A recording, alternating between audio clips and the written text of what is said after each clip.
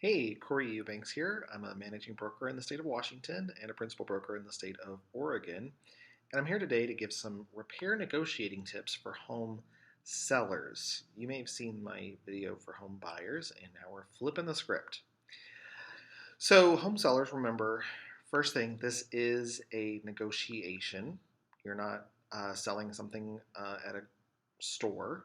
Um, Buyers have their needs and motivations, and if something comes up that they are not going to be able to handle repairing themselves, they may ask you to take care of it or help them out with it. And this is a negotiation. So, one of the most important things you can do is disclose everything you know about the house. And we covered this in detail in another video. But the more you disclose, the less the buyer can ask you to take care of. If the buyer knows about it when they're making their offer, then that was factored into the price negotiations. Second, if possible, you'll want to put someone in backup position, put another buyer in backup. And if you market and list and sell the house right, you should hopefully have multiple offers and you can put someone in backup. And having someone in backup is going to help keep that buyer in line so they're not asking for too much or anything ridiculous.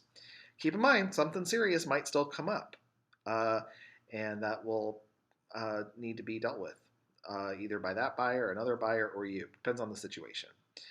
Know your bandwidth and your budget. What repairs are you able to take on? If you've got cash in hand and own the house free and clear, that might be a little easier for you. But if you are going to be selling the house and just walking away with a few bucks in your pocket, doing repairs may be out of reach for you, which means we have to market and price the house correctly to begin with.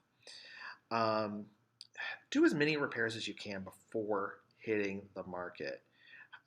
If people see a well-kept home, it's going to be so much easier.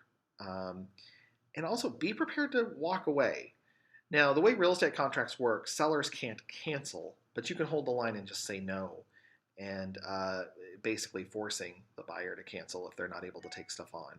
So be prepared. Be prepared to hold firm if you need to. Holding firm in a negotiation is going to make you stronger. Also, if it might be beneficial to all parties to offer a credit instead of doing the repairs. If there are little things that you don't want to have to worry about and you're in the process of moving, giving the buyer a few $1,000s in credits for their closing costs will leave some money in their pocket to do the repairs themselves. Now, the big question we get all the time is, I want to sell my house as is. As is, as is, as is. And yeah, I mean, it's all in the marketing. The house needs to be marketed that way, and the more you can do upfront to communicate that to buyers, the better. And you need to price it right so that people who can handle it will be your primary market. But unfortunately, there's really no way to contractually enforce as is. Most buyers are still going to do inspections. It's a major purchase. They still want to know what they're getting into. And if anything major comes up that they can't handle, they may walk away. You can't force them to buy the house if they have that inspection contingency.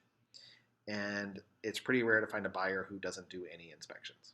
Even investors, even cash buyers, they're still going to do inspections. So it's just a matter of having that as-is mindset. With me as your representative, we just need to be very smart about how we promote and market the house and negotiate the sale, and then we need to hold firm on that as is condition and make sure the buyer truly deeply understands that. Okay, it's a big complicated topic. Every house is different, every seller is different, every buyer is different, and I'm here to guide you through all that. I've seen it all. There's a lot of different ways to get through this. So give me a call if you have any questions or need anything. Corey Eubanks, 503-702-4512, or visit CoreyEubanks.com. Thanks. Bye.